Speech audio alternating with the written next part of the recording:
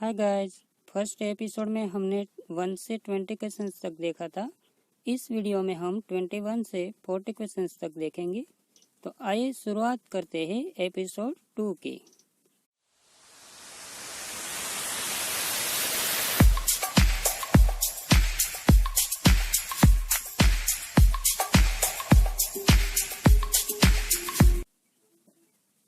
Question number 21, ELP level is generally increased in dash alkaline phosphatase level generally किस में बढ़ता है? Option है kidney disease, liver disease, myocardial infarction, obstructive jaundice. यहाँ पे right answer है वो है option D, obstructive jaundice. Obstructive jaundice में पैंक्रियाटिक डक्ट ब्लॉक या नैरो हो जाता है, जिसकी वजह से इंटेस्टाइन के अंदर ब्लड स्ट्रीम में से बाइल के ड्रेनेज में रुकावट आती है। Question number 22, what happen when foreign particle enter into our body? जब हमारी बॉडी में किसी फॉरेन पार्टिकल का अटैक होता है, किसी फॉरेन पार्टिकल की एंट्री होती है, तब क्या होता है? ऑप्शन है production of antibody, production of antigen, both A and B, neither A and B. यहाँ पे राइट आंसर है वो है option A, production of antibody. जब हमारी बॉडी में किसी फॉरेन पार्टिकल की एंट्री होती है, तब उसके सामने एंटीबॉडी का प्रोडक्शन होता है। Question number 23, unconjugated bilirubin is also called as. दो टाइप्स के बिलीरुबिन है, कॉन्जुगेटेड एंड अनकॉन्जुगेटेड बिलीरुबिन। तो इसमें से जो अनकॉन्जुगेटेड बिलीरुबिन है उसे और कौन से नाम से पहचाना जाता है? यहाँ पे ऑप्शन है conjugated bilirubin, total bilirubin, direct bilirubin and pre hepatic bilirubin. यहाँ पे राइट आंसर है वो है option D, pre hepatic bilirubin. जब हम बिलीरुबिन का टेस्ट करते हैं तब 3 रिजल्ट मेजर करते हैं, वो है टोटल, डायरेक्ट एंड इनडायरेक्ट। इसमें से जो इनडायरेक्ट है वो है pre hepatic bilirubin. Question number 24, the minimum acceptable haematocrit for an autologous blood donor is dash. Autologous blood donor के लिए मिनिमम कितना हेमेटोक्रिट है वो एक्सेप्टेबल है? ऑटोलॉगस ब्लड डोनर यानी जो ब्लड डोनर खुद के लिए ब्लड डोनेट करता है और खुद की कोई भी सर्जरी के वक्त ब्लड की जरूरत हो तो उसे चटाया जाता है, तो उस ब्लड डोनर का एक्सेप्टेबल मिनिमम हेमेटोक्रिट है वो कितना होना चाहिए? परसेंटेज में पूछा है, कितना परसेंटेज होना चाहिए? ऑप्शन है 35%, 32%, ऑप्शन सी 33% एंड 36%। यहाँ पे राइट आंसर है वो है 33%। Question number 25, both parents have blood group AB। In this condition which of the following are possible offspring? Mummy papa दोनों के ब्लड ग्रुप AB है। इस कंडीशन में नीचे दिए गए ऑफस्प्रिंग में से कौन सा ऑफस्प्रिंग पॉसिबल है? यहाँ पे ऑप्शन है AB, A, B, all of above. यहाँ पे राइट आंसर है वो है option D, all of above. Option D, all of above. Question number 26, which cell has life span is approx 4 month? Option है प्लेटलेट्स, WBC, RBC, न्यूट्रोफिल्स। नीचे दिए गए option में से किसका आयु अप्रोक्सीमेटली 4 मंथ का है? दोस्तों ये क्वेश्चन थोड़ा ट्रिकी है, यानी ट्विस्ट करके पूछा गया है। इस क्वेश्चन को हम सॉल्व करें तो 1 मंथ का 30 डेज यानी 4 मंथ का 120 डेज। अब आपको आंसर मिल गया होगा। यहाँ पे राइट आंसर है वो है ऑप्शन सी, RBC का आयु अप्रोक्स 4 मंथ का है। Question number 27, the ketone bodies include acetoacetic acid, acetone and dash.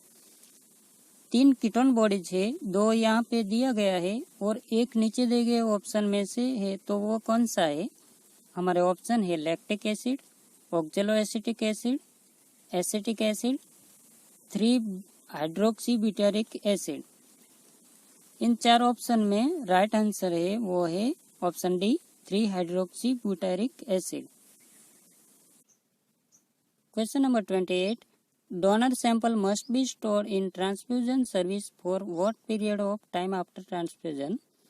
Transfusion के बाद ट्रांसफ्यूजन सर्विस में कितने टाइम तक डोनर सैंपल को स्टोर किया जाना चाहिए। यहाँ पे ऑप्शन है 2 वीक्स, 3 डेज, 7 डेज, 1 मंथ। दोस्तों यहाँ पे राइट आंसर है वो है 7 डेज।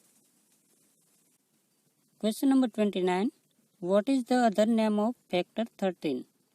फैक्टर 13 का दूसरा नाम क्या है वो पूछा है। ऑप्शन है fibrinogen, fibrin stabilising factor, anti haemophilic factor, calcium.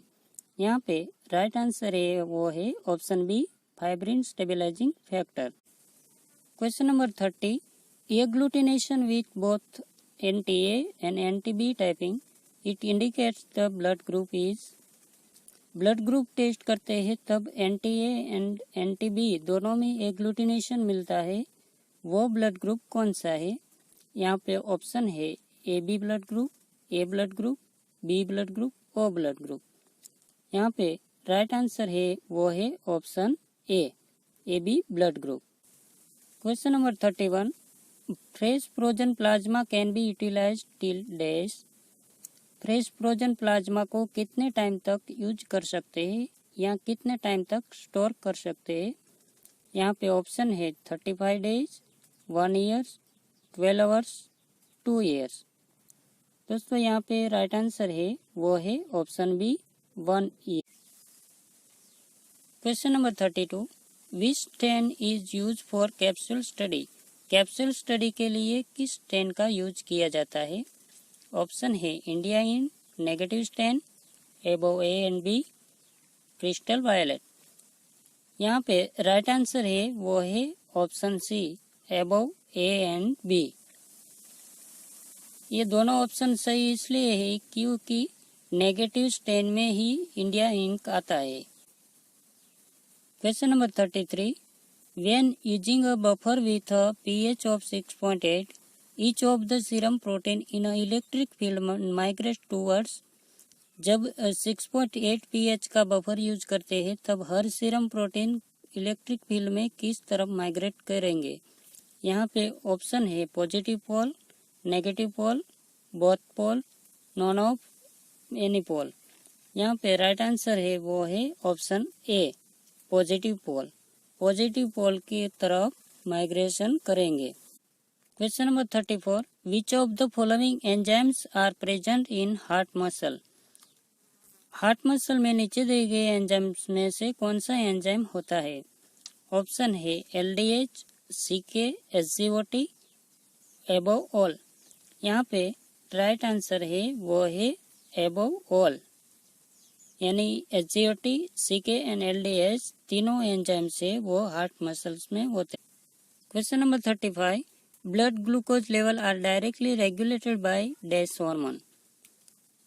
Blood में ग्लूकोज लेवल है वो डायरेक्टली किस हार्मोन के द्वारा रेगुलेट होता है।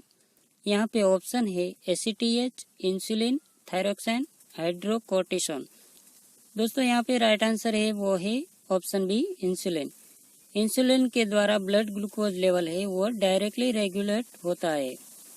Question number 36, and individuals with blood group have both NTA and NTB antibodies, name that blood group. कोई एक इंडिविजुअल्स के ब्लड ग्रुप में NTA एंड NTB दोनों एंटीबॉडीज है तो वो ब्लड ग्रुप कौन सा है। ऑप्शन है group A, group B, group AB and group O। यहाँ पे राइट आंसर है वो है option D group O। Question number 37, which of the following is the minimum weight for routine blood donor. Routine blood donor का minimum weight कितना होना चाहिए, कितना होना जरूरी है। यहाँ पे ऑप्शन है 110 LBS, 95 LBS, 90 LBS, 100 LBS। दोस्तों यहाँ पे राइट आंसर है वो है 110 LBS और पाउंड्स। अगर इस 110 LBS को किलोग्राम्स में कन्वर्ट करें तो वो मिलेगा 50 kilograms. Question number 38, an individual who has recently been diagnosed with syphilis is referred for. An individual who has recently been diagnosed with syphilis is referred for। Individuals जो हाल ही syphilis के infection से diagnose हुआ है तो वो individuals को कितने time तक ब्लड डोनेट करने से रोका जाएगा या वो कितने टाइम तक ब्लड डोनेट नहीं कर पाएगा। यहाँ पे ऑप्शन है 2 वीक, 1 ईयर, 4 वीक्स, परमानेंटली। यहाँ पे राइट आंसर है वो है ऑप्शन बी, 1 ईयर तक। Question number 39, most of the plasma thyroxine यानी T4 इज। इस क्वेश्चन में पूछा है कि ज्यादातर प्लाज्मा थायरोक्सिन किसके साथ बाउंड होगा या फ्री रहेगा। ऑप्शन है bound to globulin, bound to albumin, remain free, bound to cholesterol. दोस्तों यहाँ पे राइट आंसर है वो है option A, bound to globulin. Question number 40, which of the following method can be use to study protein abnormality. Protein abnormality study करने के लिए कौन सा मेथड यूज किया जाता है। ऑप्शन है isoenzyme electrophoresis, immuno electrophoresis, none of above. यहाँ पे राइट आंसर है वो है ऑप्शन बी, इम्यूनो इलेक्ट्रोफोरेसिस।